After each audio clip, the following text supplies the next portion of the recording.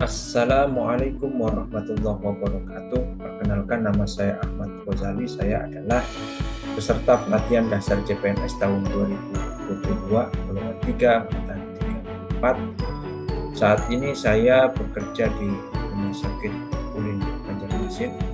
Sebagaimana kita ketahui, Rumah Sakit Ulin Banjarmasin adalah rumah sakit umum daerah milik pemerintah Provinsi Kalimantan Selatan, tipe A, dan merupakan rujukan regional di wilayah Kalimantan Selatan, Kalimantan Tengah, dan Kalimantan Timur. Saat ini Rumah Sakit Umum Daerah Ulin Banjarmasin dalam proses pengembangan sebagai pusat rujukan kardiovaskular terpadu, kanker terpadu, dan pusat layanan urologi. Saya bekerja sebagai dokter ahli pertama spesialis bedah toraks, kardiak, dan vaskular. Sebagaimana kita ketahui, bedah toraks, kardiak, dan vaskular adalah profesi kedokteran yang menangani 3, yaitu pembedahan pada torasik. Torasik adalah daerah dada, paru, mediastinum, dan saluran nafas. Kemudian pembedahan pada jantung, baik pada dewasa, misalnya koroner maupun katup, dan pada kasus-kasus kongenital, yaitu penyakit bawaan. Kemudian pembedahan pada vaskular atau sistem sirkulasi seperti aorta, arteri, vena, limfatik, dan sebagainya.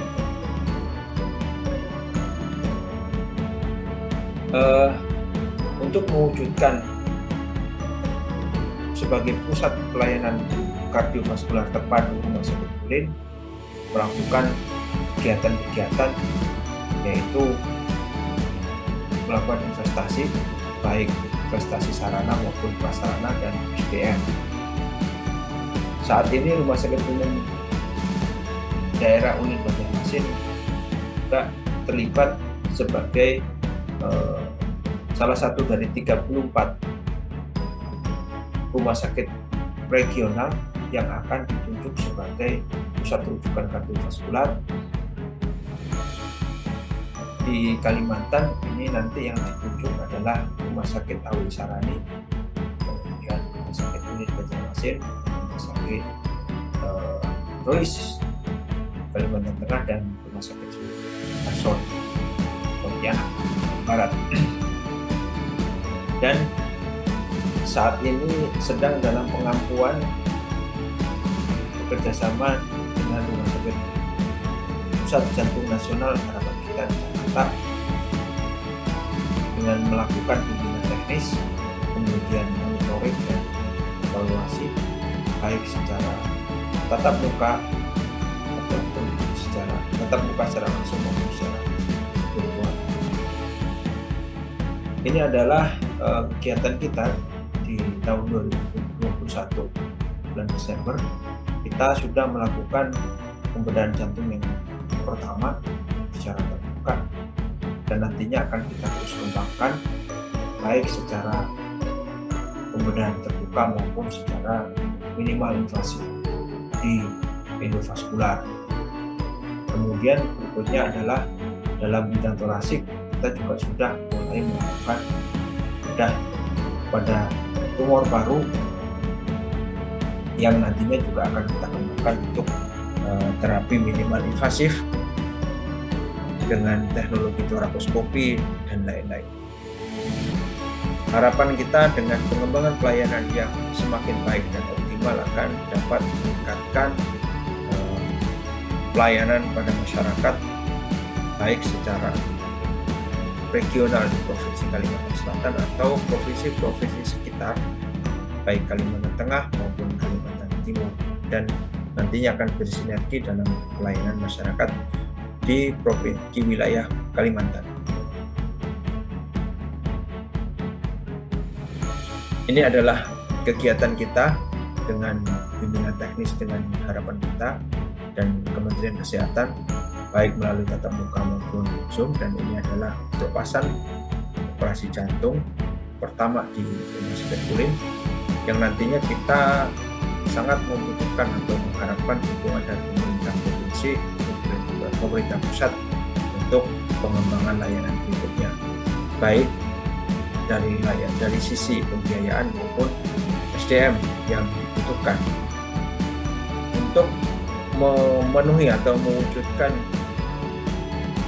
pelayanan yang baik dan melakukan pencapaian program pemerintah untuk mencapai pelayanan yang prima dan baik. Maka Rumah Sakit Ulin selain melengkapi segala fasilitas yang dibutuhkan, juga melengkapi SDM-nya yang secara sinergi dengan capaian atau target dari pemerintah pusat untuk mencapai pemerintahan yang bertaraf internasional dengan membentuk suatu sistem staffing atau ASN yang memiliki sikap dan karakteristik SMART, yaitu berintegritas, kemudian memiliki sikap nasionalisme, berwawasan global, kemudian menguasai IT dan bahasa asing,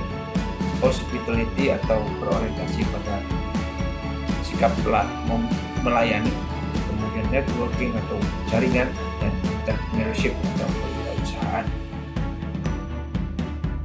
Sikap ini akan dicapai dengan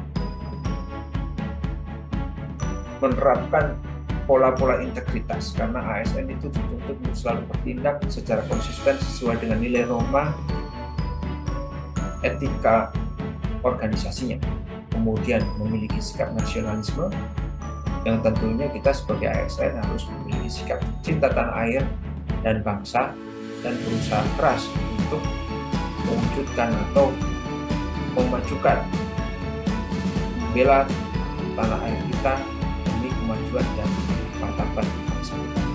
Kemudian berwawasan global, yaitu mengikuti perkembangan dunia dalam pergaulan global dan memiliki daya adaptif terhadap perubahan. Kemudian menguasai teknologi informasi, karena kita ini sebagai ASN harus bisa menggunakan aplikasi program teknologi informasi dan selalu update agar dapat meningkatkan efisiensi dan efektivitas kinerja, sehingga tambah lama kinerja kita akan menjadi berkualitas. Kemudian yang kelima adalah menguasai bahasa asing. Ya, bahasa Indonesia memang karena sebagai bahasa nasional, bahasa negara, harus kita kuasai dengan baik dan benar. Tapi dengan penguasaan bahasa asing kita akan memiliki nilai tambah, apalagi dalam prakteknya ilmu kedokteran akan selalu berubah, berkembang, dan akan selalu melakukan komunikasi dengan dunia luar karena perkembangannya terus berubah dan dikembangkan oleh banyak negara, sehingga perlu komunikasi yang baik dan kita dapat secara bersama-sama mengadopsi atau memberikan share atas perkembangan pelayanan yang kita capai. Kemudian hospitality adalah sikap atau sifat ramah yang berorientasi untuk melayani masyarakat. Kita harus mampu memberikan pelayanan terbaik dengan sikap yang ramah, hangat, agar masyarakat puas dengan kinerja kita. Kemudian networking, tadi kita sudah bahas juga sepintas bahwa dalam melaksanakan tugas kita harus memiliki networking baik dengan siapapun, dalam profesi apapun, sehingga hubungan kerja kita menjadi baik dan profesional. Dalam bidang kedokteran juga kita perlu mengembangkan itu, sehingga kita bisa saling share, saling memberikan asupan, kritikan maupun informasi pengembangan teknologi. Dan salah satunya adalah dengan melakukan telekonferensi untuk berbagi pengetahuan atau ilmu atau seminar, agar kita memiliki kemampuan yang update.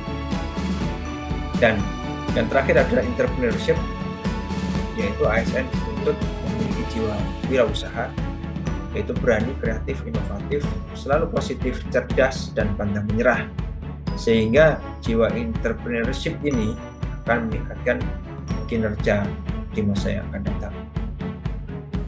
Di Rumah Sakit Ulin, penerapan teknologi informasi sudah dikerjakan dan sedang mengalami transformasi baik secara sarana prasarana maupun SDM-nya.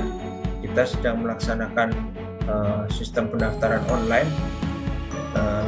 Kita juga beberapa kali terkendala, terutama pada pasien-pasien yang gaptek atau yang belum melek teknologi. Nah, di samping itu tenaga kita juga kadang-kadang juga masih susah untuk bisa mengakses atau mengembangkan atau melakukan pelayanan dengan aplikasi pendaftaran online ini. Kemudian penerapan e-Rekamedik ini kita juga sudah mulai melakukan, dan kita mengubah pola budaya kerja kita dari yang mulai dengan kertas, kemudian kita transformasi menjadi paperless. Ketaatan kita dalam mengisi e-Rekamedik itu juga seringkali menjadi hal yang cukup lumayan bermasalah, tetapi nantinya kita harapkan dengan bimbingan teknis, pelatihan, dan pembiasaan ini akan jalan. Kemudian ini adalah program Hafiz untuk BPJS ya, dan ini juga sinergi dengan program pemerintah untuk mengembangkan layanan kesehatan, sehingga nantinya kita berharap fasilitas di rumah sakit itu bisa diakses, diketahui oleh publik, sehingga memudahkan masyarakat untuk dapat pelayanan kesehatan, baik informasi tempat ketersediaan tempat tidur, kemudian fasilitas pelayanan kesehatan, dan dokter yang bertugas. Ya, ini yang juga akan kita kembangkan dan sedang berkembang, apalagi pemerintah juga sudah melakukan pilot project untuk pengembangan ini, telemedik dan telesurgery. Telemedik sudah dikerjakan, beberapa juga sudah diterapkan oleh Kemenkes dengan beberapa pilot project, dan kemudian di swasta juga menjadi keluar beberapa aplikasi telemedik.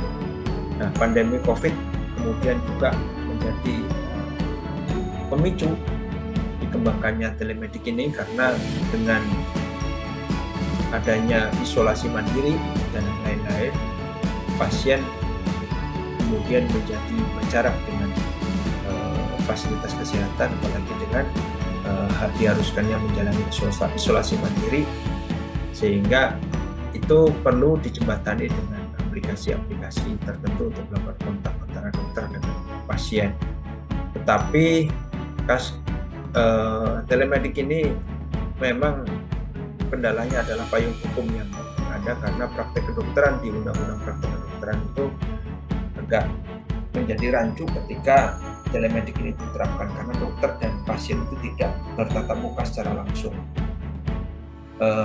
Memang sekarang yang sudah dikembangkan di level rumah sakit adalah teleconsultation atau konsultasi secara jarak jauh. Jadi ada fasilitas kesehatan perifer, kemudian akan melakukan rujukan atau konsultasi dulu untuk pelayanan baik USG, EKG maupun yang lainnya melalui aplikasi atau sarana telekonsultasi. Nah, kita juga Indonesia ya maksudnya sedang mengembangkan telesurgery, yaitu mengembangkan sistem robotik.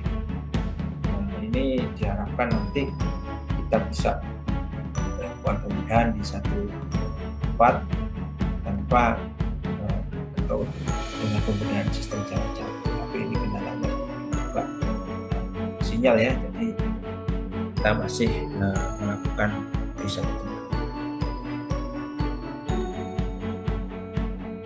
Nah, dari penerapan teknologi tadi itu akan nantinya kita berharap bahwa penerapan teknologi informasi dan artificial intelligence itu akan terus berkembang, sehingga tercapai hal-hal yang tadi sudah saya sebutkan, dengan kemudian sambil belajar dan memperbaiki kelemahan-kelemahan akibat dari pelayanan tersebut atau penerapan teknologi informasi tersebut, baik dari sisi hukum, sisi praktis maupun sisi keamanan.